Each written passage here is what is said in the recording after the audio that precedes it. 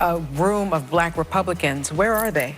I'd love to see them. It would be like looking at unicorns. An In-N-Out double with fries and a drink now costs more than $10 in California.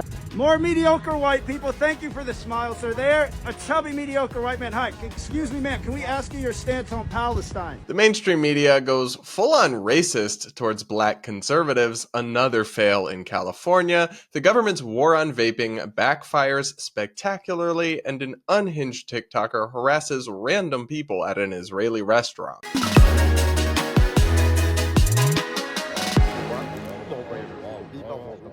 All this and so much more is coming up on today's episode of Brad vs. Everyone, my daily series where I take on the craziest ideas from across our politics and from across the internet from a center-right, independent perspective. If you're new here, please consider subscribing and sticking around. We're building a really great community here, and if you're a returning viewer, you know what I'm going to say.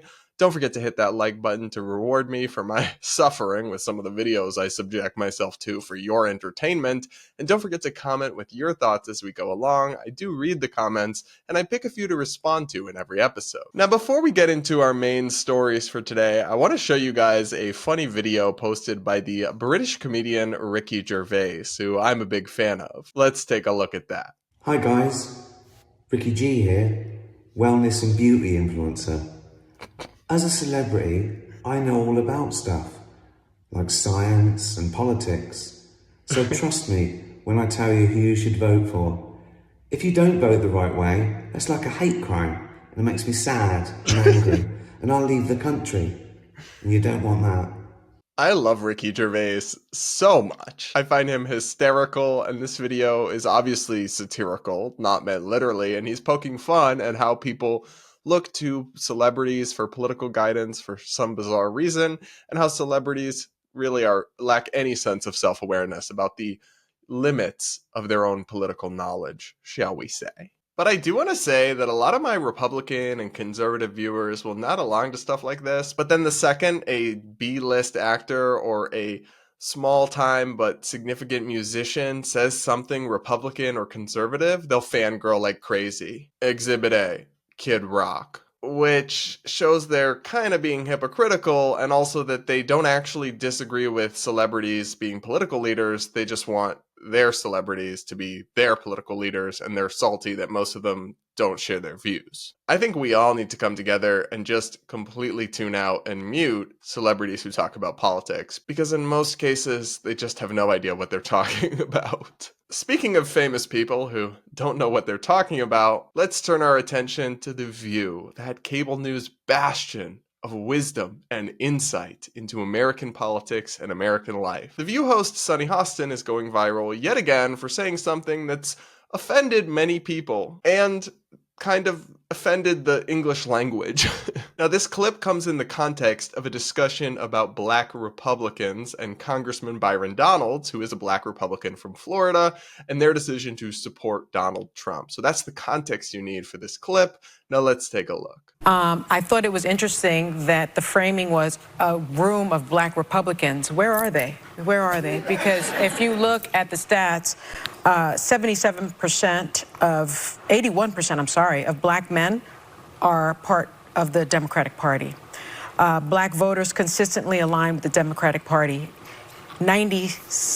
Over 95% of black women are part of the Democratic Party. So these black men that he was speaking with, I'd love to see them. It would be like looking at unicorns. Does Sunny Hostin not know that unicorns aren't real? When you say something is like a unicorn, you're saying it doesn't exist, or that it's so incredibly rare that it almost doesn't exist in practice. But according to her own stats, roughly 1 in 5 black men is not a Democrat. That's certainly a minority, but they're not unicorns then. What? I mean, there are literally millions of black people in America who aren't Democrats and aren't progressives. You might disagree with them, but they do exist. They're not imaginary or fake or like unicorns. But words are very hard for Sunny Hostin. Honestly, this whole perspective is so patronizing and condescending. Liberal elites like Sunny, they clearly look down at and have outright open disdain for black people who think differently than they do. Seriously, They're the ones saying that your skin pigment and the box you check off on the census should determine your value system and who you support politically. But they're the progressives. They're the anti-racists. Which is it? Are you anti-racist, or are you a race essentialist who thinks skin pigment determines somebody's worldview? Are you an anti-racist, or do you think that black people are all a monolith and that the ones who think differently aren't real? Because you can't be both, at least not if your goal is to make any sense. But that would be asking a lot for the liberal ladies of The View. Let me know what you think in the comments below, especially if you're one of my many black followers and viewers who isn't a far leftist and isn't a lockstep Democrat. Did you know you were a unicorn? That you didn't really exist? Let me know in the comments. Up next, more dysfunctional news out of California, where a popular fast food chain has just jacked up prices because of the state's recent huge minimum wage increase affecting restaurants. Let's go to ABC 7 for the story. An In-N-Out double with fries and a drink now costs more than $10 in California. The higher price due to the state's new $20 minimum wage for fast food workers. A meal at In-N-Out is $10.45 for a double, $8.65 for a cheeseburger, and $8.15 for a hamburger. Those prices are before tax. Sales tax in LA County is 9.5%. That takes the total cost of the double meal to $11.44. $11.50 for an extremely basic one-person fast food meal. That's where we're at. That's where progressive economic policies are taking us. To me, this was just the perfect example of how left-wing economic policies often backfire and hurt the people they're supposed to help. Because it's not just In-N-Out. A famous study from a few years ago found a near 100% pass-through rate at McDonald's, meaning that almost 100% of the costs incurred by minimum wage increases were passed along to everyday consumers via higher menu prices. So again, I have to ask my friends on the left, how are you helping? How are working class people better off if the number on their paycheck has gone up, but their actual purchasing power has stayed the same or even gone down because things are more and more expensive? You don't need minimum wage mandates for wages to go up over time in competitive markets, especially when labor is in hot demand. But when you force through these big increases, yes, it leads to job losses, which is what people talk about, but it also leads to passed along costs to consumers. And guess what, guys? It's not mostly rich people who are going through the In-N-Out drive-thru. It's everyday people, the people who are supposed to be helped by this kind of policy. Again, progressives, please stop helping. You've done enough, but there's really no sign that they're learning anything from these repeated failures. And so California is just going to continue to bleed population and bleed money as productive and successful people flee the state until one day something maybe changes. I don't know. By the way, guys, I don't think I've ever actually had In-N-Out. Am I missing something, or is it, just average compared to the other chains? Let me know in the comments. Up next, remember that whole panic over vaping? It was rooted in a lot of media alarmism that went well beyond the actual facts, but it had serious policy consequences. Many states and localities took steps to ban or restrict different types of vaping products because of the panic the media had drummed up about kids and teenagers vaping. In particular, many governments banned flavored vapes because they thought those were targeted towards kids. And in some cases, they may have been. But now that these bans have been in place for several years, we have data. And that data shows them backfiring in a spectacular and potentially deadly manner. 2 studies published this month show that when governments banned flavored vapes, young people responded by smoking more traditional cigarettes. One study, the effect of e-cigarette flavor bans on tobacco use, was just published this month, and it shows that the adoption of flavor restriction policies reduces frequent and everyday youth vaping use by 1.2 to 2.5 percentage points. a success, right? That's what they were going for, even if it's a pretty tiny decrease. It's a decrease. Not so fast. The study also concludes that they detect evidence of an unintended effect of flavor restrictions that is especially clear among 18 to 20-year-olds,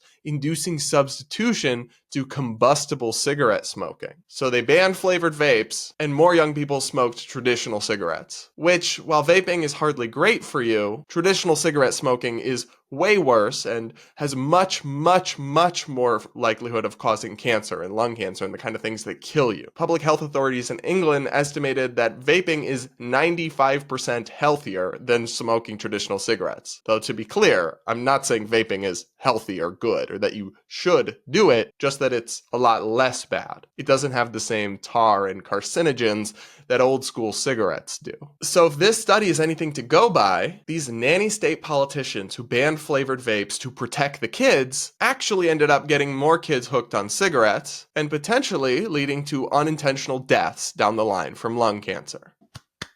Great job, guys. You're doing amazing, sweetie. Keep it up. Our tax dollars, hard at work. Oh, that's just one study, though. It could be an outlier. Well, another study reaching the same exact conclusion was also published this month. Comprehensive e-cigarette flavor bans and tobacco use among youth and adults. This study finds evidence that young adults decrease their use of the banned flavored e-cigarettes, as well as their overall e-cigarette use by about 2 percentage points, while increasing cigarette use. Our findings suggest that statewide comprehensive flavor bans may have generated an unintended consequence by encouraging substitution towards traditional smoking in some populations. This is my shocked face. I mean, at the time of the vaping panic and the restrictions that were being passed, people like me warned that this would happen. Nanny state, big government meddling always has unintended consequences beyond what the people drafting the laws and the bills can imagine and anticipate, because the real world is such a complex and complicated place that when you try to micromanage it from an office somewhere huddled with your politicians and your bureaucrats, you almost always fail and end up having these kinds of unintended consequences. So once again, and I feel like this is becoming a theme of the podcast, I am begging nanny state government officials to please stop helping. Your well-intentioned arrogance could literally be costing young people's lives. All right, now it's time for Brad versus TikTok, my segment where I take on the craziest ideas from the Clock app. Pronoun of the day is slugs. Make sure you subscribe and stick around, and don't forget to hit that like button if you get a kick out of this video. Now today, we're taking a look at a wild TikTok where a TikToker who is evidently an extreme pro-Palestine activist harassed random people at an Israeli restaurant in Washington, D.C. The restaurant is called Tate, and it's owned by an Israeli woman, the chain originally, and this guy went around and harassed the random people who were sitting outside in an interesting manner. Let's take a look. We are going to do an ethnography on people who eat at Tate, the most basic Israeli establishment in D.C. Here we have some mediocre white people to start the day off. More mediocre white people. More mediocre white people. Thank you for the smile, sir. There, a chubby mediocre white man. Hi, excuse me, ma'am. Can we ask you your stance on Palestine? Any stance, ma'am? No stance? No stances? No? Just what do you have for brunch? Some shakshuka? Some Palestinian shakshuka? Aib aleki ya kelba. You guys, we're going to give you a pass, but next time, please skip Tate. It's owned by devilish white people. Guys, look at this white man here. Sir, do you have a stance on Palestine? Sir, I say sir. I say sir. Sir, I say sir. Yep, get up. Brunch is over, sir. Brunch has been declared over, sir. Look at these jabronis at Tate. Tate restaurant, you should be ashamed of yourselves. Woo!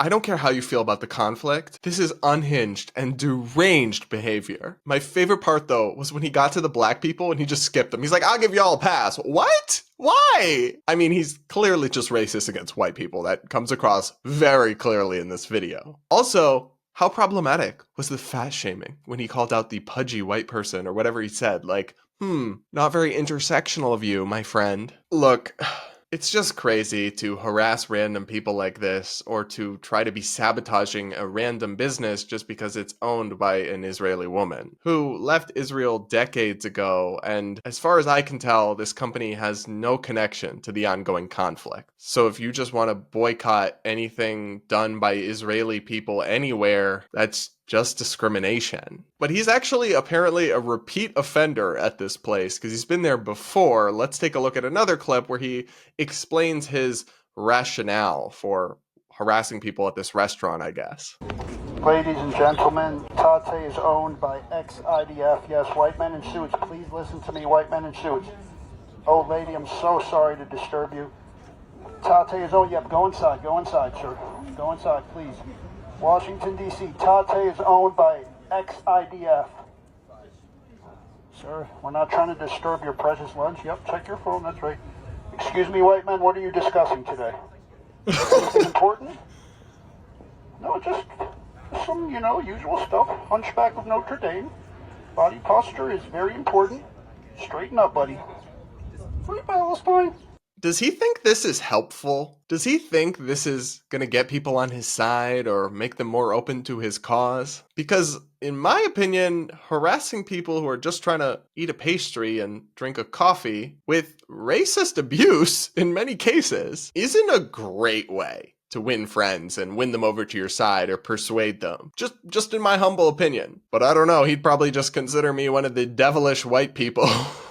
Now, about his point that this restaurant is owned by an ex-IDF person, so a former member of the Israeli military, that's true, but it's not particularly meaningful because Israel has mandatory military service for young adults, men and women. So yes, this woman did serve in the IDF in some capacity for like 2 years, decades ago, but that wasn't necessarily a choice, first of all. And secondly, it's not like there's evidence she did something wrong in particular anywhere that I can see. And if you're just going to discriminate against anyone who was in the IDF, that's going to be a blanket discrimination against most Israeli people. So again, just discrimination. I know I have viewers and listeners who fall on either side of this deeply complicated and tragic conflict. All I ask is that people on either side remember the humanity of the people who feel differently from them and don't engage in this kind of deranged and antisocial behavior, which isn't actually constructive and doesn't help anyone or get things any closer to peace. In fact, it probably in some small way does the opposite. But what do you think? Let me know in the comments if you would. How would you have responded to this man's commentary on white people, shall we say?